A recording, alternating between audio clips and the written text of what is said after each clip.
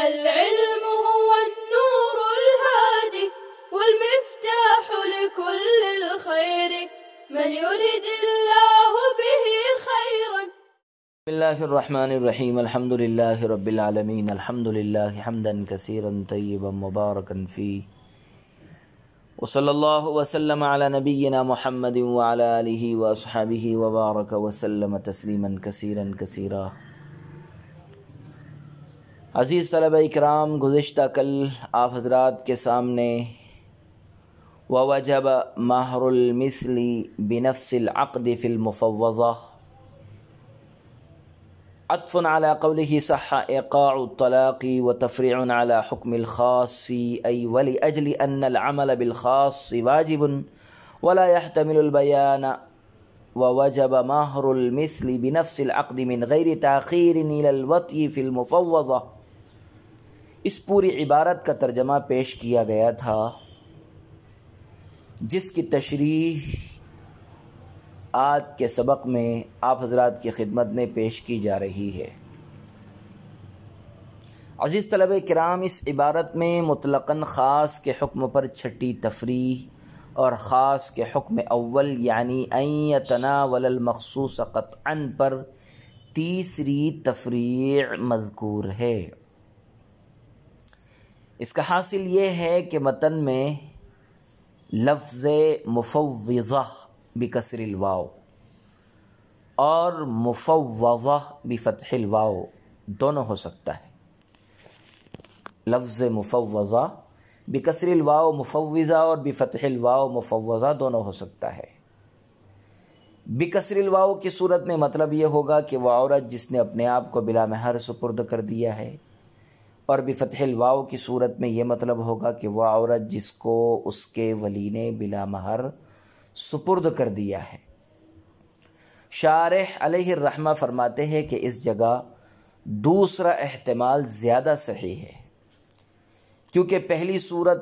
ہمارے اور امام شافعی رحمہ اللہ تعالیٰ کے یہاں ہمارے اور امام شافعی رحمۃ اللہ علیہ کے درمیان اختلاف کا محل نہیں ہو سکتی، اور اس کی وجہ یہ ہے کہ امام شافعی رحمۃ اللہ علیہ کے نزدیک بغیر ولی کے چونکہ نکاح درست نہیں ہوتا، اس لیے مہر بھی واجب نہ ہوگا. اور جب امام شافعی رحمۃ اللہ علیہ کے نزدیک مہر واجب نہیں ہوتا تو ہمارے اور امام شافعی رحمۃ اللہ علیہ کے درمیان نفس عقد یا وطی کی وجہ سے مہر واجب ہونے میں اختلاف کس طرح ہو سکتا ہے؟ حاصل یہ کہ مہر واجب ہونے کے وقت میں اختلاف اسی وقت ہو سکتا ہے جب کہ نکاح صحیح ہو، اور مفوضہ کی صورت میں نکاح ہی صحیح نہیں ہوگا، لہذا مفوضہ والی صورت محل اختلافی نہیں ہوگی.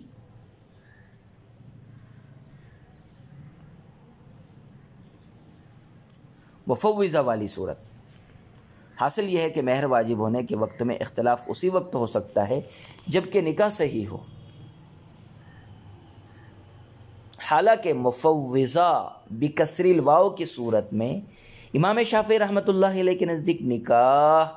درست نہیں ہوتا. جب نکاح ہی درست نہیں ہے تو یہ صورت مفوضہ والی صورت بکسر الواو والی صورت محل اختلافی نہیں. جب نکاح ہی نہیں ہے تو مہر کے وجوب کے سلسلے میں اختلافی نہیں ہوگا. چنانچہ ثابت ہوا کہ مفوضہ بفتح الواو پڑھنا زیادہ صحیح ہے. عبارت میں لفظ مفوضہ کو مفوضہ ہی پڑھنا زیادہ صحیح ہے، مفوضہ پڑھنا صحیح نہیں ہے، اس لیے کہ مفوضہ والی صورت محل اختلافی نہیں ہے. امام شافعی رحمۃ اللہ علیہ کے نزدیک ولی کی اجازت کے بغیر نکاح ہی صحیح نہیں ہوتا تو مہر کے وجوب کا سوال ہی پیدا نہیں ہوگا. بہرحال اس مسئلے کی تحقیق یہ ہے کہ وہ عورت جس کے ولی نے بغیر مہر کے نکاح کیا یا اس شرط پر نکاح کیا کہ اس کا کوئی مہر نہیں ہے، امام شافعی رحمۃ اللہ علیہ کے نزدیک ایسی عورت کا مہر بغیر وطی کے واجب نہیں ہوتا. امام شافعی رحمۃ اللہ علیہ کے نزدیک ایسی عورت کا مہر بغیر وطی کے واجب نہیں ہوتا. یعنی امام شافعی رحمۃ اللہ علیہ کے نزدیک نفس عقد سے مہر واجب نہیں ہوتا، بلکہ وطی سے واجب ہوتا ہے. چنانچہ اگر زوجین میں سے کوئی ایک وطی سے پہلے مر گیا تو حضرت امام شافعی رحمۃ اللہ علیہ کے نزدیک مہر واجب نہ ہوگا، اور ہمارے نزدیک عقد ہی کے وقت تو پورا مہر مثل شوہر کے ذمے واجب ہو جاتا ہے، مگر اس کا ادا کرنا وطی اور موت کے وقت واجب ہوگا۔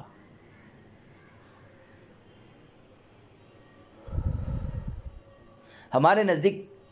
عقد ہی کے وقت تو پورا مہر مثل شوہر کے ذمے واجب ہو جاتا ہے، مگر اس کا ادا کرنا وطی اور موت کے وقت واجب ہوگا، یعنی نفس وجوب تو عقد نکاح ہی سے ہو جاتا ہے، نفس وجوب تو عقد نکاح ہی سے ہو جاتا ہے، مگر اس کی ادائیگی وطی سے واجب ہوگی یا احد الزوجین کی موت سے واجب ہوگی۔ اس سلسلے میں ہمارا مستدل یہ آیت ہے احل لکم ما وراء ذالکم ان تبتغوا باموالکم۔ اس آیت میں ان تبتغوا وراء ذالکم سے بدل ہے یا بتقدیر لام احل کا مفعول لہ ہے۔ بدل کی صورت میں ترجمہ یہ ہوگا تمہارے لیے محرمات کے سوا سب عورتیں حلال کر دی گئی ہیں، یعنی یہ کہ تم ان کو اپنے مالوں کے بدلے طلب کرو، اور مفعول لہ کی صورت میں ترجمہ یہ ہوگا تمہارے لیے محرمات کے سوا سب عورتیں حلال کر دی گئی ہیں تاکہ تم اپنے مالوں کے بدلے ان کو طلب کرو۔ اس آیت میں بِأَمْوَالِكُمْ کا با ایک لفظ خاص ہے جو معنی معلوم الصاق کے لیے وضع کیا گیا ہے، جو معنی معلوم الصاق کے لیے وضع کیا گیا ہے، اور بعض حضرات نے کہا ابتغاء ایک لفظ خاص ہے جو معنی معلوم یعنی طلب کے لیے وضع کیا گیا ہے۔ بہر صورت با کے معنی کی رعایت کرتے ہوئے مطلب یہ ہوگا کہ عورت کی شرمگاہ کا طلب کرنا، یعنی عقد نکاح زبانی گفتگو میں مال یعنی مہر کے ساتھ ملا ہوا ہے۔ با کے معنی کی رعایت کرتے ہوئے مطلب یہ ہوگا کہ عورت کی شرمگاہ کا طلب کرنا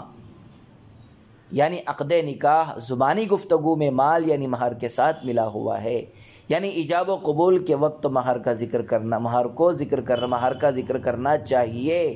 اور اگر زبانی گفتگو میں مہر کا ذکر نہ آ سکے تو کم از کم شوہر کے ذمے واجب ہونے میں ہی طلب بزا مہر کے ساتھ ملا ہوا ہو،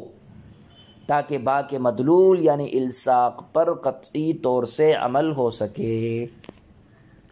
ہماری اس تقریر سے ثابت ہو گیا کہ مفوضہ بفتح الواو کے حق میں شوہر پر نفس عقد ہی سے مہر مثل واجب ہو جاتا ہے، کیونکہ اگر مہر مثل کا وجوب وطی تک مؤخر کیا گیا جیسا کہ حضرت امام شافعی رحمۃ اللہ علیہ فرماتے ہیں تو طلب بزا یعنی عقد نکاح کے مال یعنی مہر کے ساتھ ملصق نہ ہونے کی وجہ سے با کے معنی پر عمل نہ ہوگا، حالانکہ با ایک خاص لفظ ہے جس کے معنی پر عمل کرنا واجب ہے۔ یہ خیال رہے کہ مفوضہ کے حق میں شوہر پر نفس عقد سے مہر مثل کا وجوب اس وقت ہوتا ہے جب کہ نکاح صحیح ہو، لیکن اگر نکاح فاسد کے ذریعے بزا طلب کیا گیا ہو تو وجوب مہر بالاجماع وطی تک مؤخر ہوگا، اور اگر یہ طلب بزا نکاح کے طور پر نہ ہو بلکہ اجارہ یا زنا یا متاع کے طور پر ہو تو نہ یہ فعل حلال ہوگا اور نہ کبھی مال واجب ہوگا۔ اور طلب صحیح ہونے کی طرف باری تعالیٰ کا قول یہ ہے، اور طلب صحیح ہونے کی طرف باری تعالیٰ کا یہ قول محسنین غیر مسافحین اشارہ کرتا ہے، بئی طور کے احسان کے معنی ہے نفس کو فعل حرام میں واقع ہونے سے بچانا، چنانچہ احسان کی قید سے نکاح فاسد خارج ہو گیا، کیونکہ نکاح فاسد شرعاً ممنوع ہے، اور مسافح کے معنی زانی کے ہے، پس غیر مسافحین کی قید سے اجارہ یا متاع یا زنا کے طور پر بزا کو طلب کرنا خارج ہو گیا ہے۔ شارح علیہ رحمہ فرماتے ہیں کہ اس مقام میں بہت سے مشکل اعتراضات ہیں جن کو میں نے تفسیر احمدی کے حوالے میں حاشیے میں ذکر کیا ہے۔ ان اعتراضات میں سے ایک اعتراض یہ ہے کہ احل لکم ما وراء ذالکم ان تبتغوا باموالکم سے مفوضہ کے حق میں نفس عقد کی وجہ سے شوہر کے ذمے مہر مثل واجب ہونے پر استدلال کرنا درست نہیں ہے، کیونکہ یہ آیت صرف اس بات پر دلالت کرتی ہے کہ نکاح یعنی طلب بضع مال کے ساتھ مشروع ہے، اور بغیر مال کے غیر مشروع ہونے پر دلالت نہیں کرتی ہے، بلکہ آیت اس بارے میں خاموش ہے اور قیام دلیل پر موقوف ہے، اور دلیل اس پر قائم ہے کہ بلا مال بھی نکاح مشروع ہے، کیونکہ باری تعالیٰ کا قول فَانْكِحُوا مَا طَابَ لَكُمْ اور وَأَنْكِحُوا الْأَيَامَ مِنْكُمْ میں مال کا کوئی ذکر نہیں ہے، بلکہ دونوں آیتیں مطلق ہیں، اور قاعدہ ہے کہ مطلق اپنے اطلاق پر رہتا ہے اور مقید اپنی تقیید پر رہتا ہے۔ اس کا جواب یہ ہے کہ اگر مطلق اور مقید دونوں میں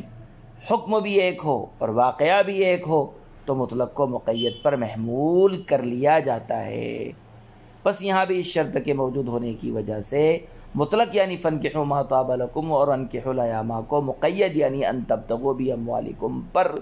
محمول کر لیا جائے گا، اور جب مطلق کو مقید پر محمول کیا گیا تو مال کے ساتھ نکاح کا مشروع ہونا اور بغیر مال کے غیر مشروع ہونا ثابت ہو جائے گا، اور جب مطلق کو مقید پر محمول کیا گیا تو مال کے ساتھ نکاح کا مشروع ہونا اور بغیر مال کے نکاح کا غیر مشروع ہونا ثابت ہو جائے گا۔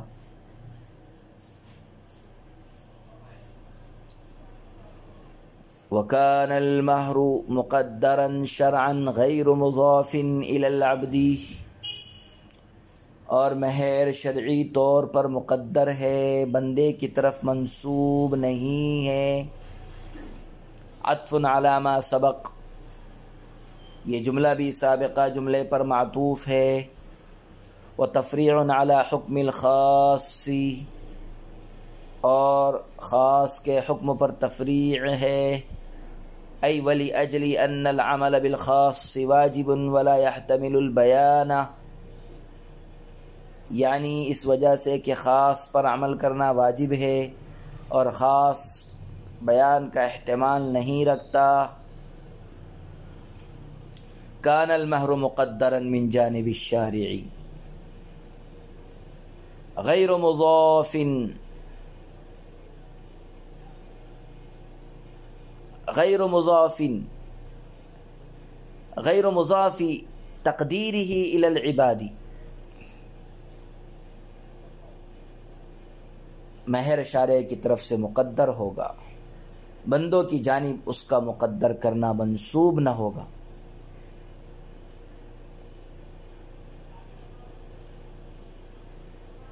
وبیانہ،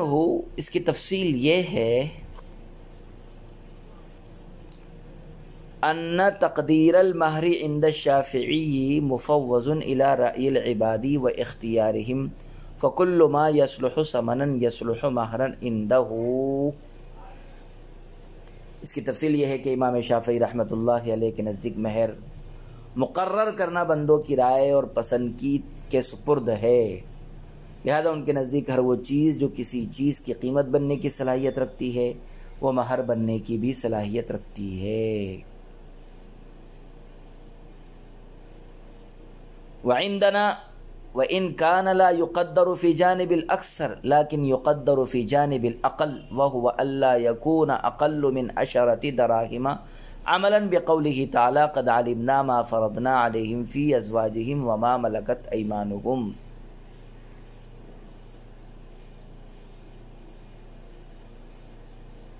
اور ہمارے نزدیک اگرچہ جانب اکثر میں مہر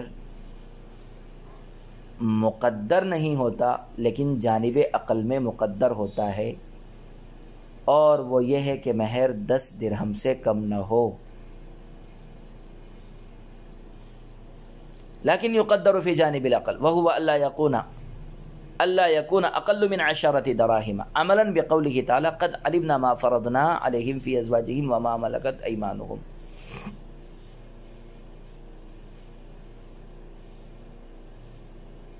تاکہ فرمان باری تعالی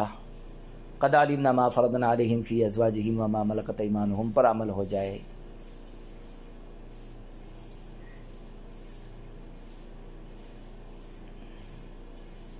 أي قد علمنا ما قدرنا عليهم في حق أزواجهم وهو المهر، فالفرض لفظ خاص وضع لمعنى التقدير، وكذلك ضمير المتكلم خاص على ما قالوا، وكذا الإسناد خاص عند صاحب التوضيح، فعلم أن المهر مقدر في علم الله تعالى، وقد بينه النبي صلى الله عليه وسلم بقوله لا مهر أقل من 10 دراهم. وكذا نقيسه على قطع اليد لأنه أيضا عوض 10 دراهم، فالتقدير خاص وإن كان المقدر مجملا محتاجا إلى البيان، وهذا في اصطلاح الفقهاء. یعنی ہم کو معلوم ہے جو ہم نے ان مردوں پر ان کی بیویوں کے حق میں مقرر کیا ہے اور وہ مہر ہے، پس فرضہ ایک خاص لفظ ہے جو تقدیر کے معنی کے لیے وضع کیا گیا ہے. اسی طرح علماء کے قول کے مطابق متکلم کی ضمیر بھی خاص ہے، اور اسی طرح صاحب توضیح کے نزدیک اسناد بھی خاص ہے. چنانچہ یہ بات معلوم ہو گئی کہ مہر اللہ کے علم میں مقرر ہے، جس کو اللہ کے رسول صلی اللہ علیہ وسلم نے اپنے قول لا مہر اقل من 10 دراہم سے بیان کیا ہے. اسی طرح ہم اس کو قطعیت پر قیاس کرتے ہیں، کیونکہ ہاتھ کا کاٹنا بھی 10 درہم کا عوض ہے. پس تقدیر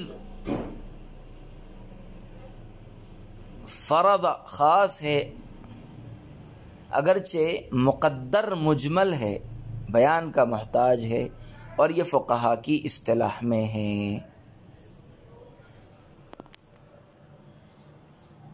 وَأَمَّا فِي اللُّغَةِ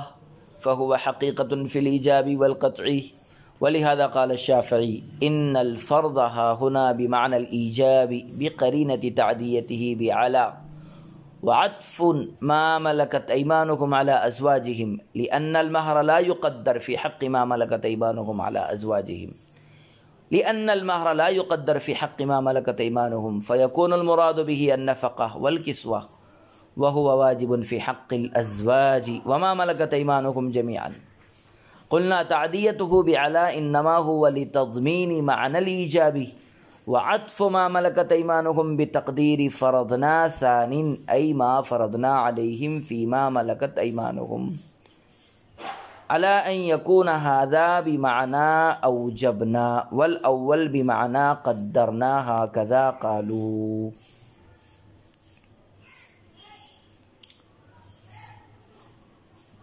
لیکن لغت میں ایجاب اور قطع کے معنی میں حقیقت ہے. لفظ فرضہ ایجاب اور قطع کے معنی میں حقیقت ہے. اسی وجہ سے امام شافعی رحمۃ اللہ علیہ نے کہا کہ فرضہ یہاں ایجاب کے معنی میں ہے. اس کا قرینہ فرضہ کا علی کے ساتھ قد علمنا ما فرضنا، فرضہ کا علی کے ساتھ متعدی ہونا ہے، اور ما ملکت ایمانہم کا ازواجہم پر عطف ہے، کیونکہ مہر ما ملکت ایمانہم کے حق میں مقدر نہیں ہوتا، لہذا اس سے نفقہ اور کسوہ مراد ہوگا، اور یہ ازواج اور ما ملکت ایمانہم سبھی کے حق میں واجب ہے. ہم جواب دیں گے کہ لفظ فرضہ کا علی کے ساتھ متعدی ہونا ایجاب کے معنی کی تضمین کی وجہ سے ہے، اور ما ملکت ایمانہم کا عطف دوسرے فرضنا کو مقدر مان کر ہے، یعنی وما فرضنا علیہم فیما ملکت ایمانہم، اس بنا پر کہ یہ اوجبنا کے معنی میں ہیں اور پہلا قدرنا کے معنی میں ہے. علماء احناف نے ایسا ہی کہا ہے. وصلی اللہ وسلم علی نبینا محمد وعلی آلہ واصحابہ وبارک وسلم تسلیما کثیرا کثیرا. السلام عليكم، لا تنسوا الاعجاب بالفيديو والاشتراك في القناة تشجيعا لنا لنستمر بنشر المزيد إن شاء الله.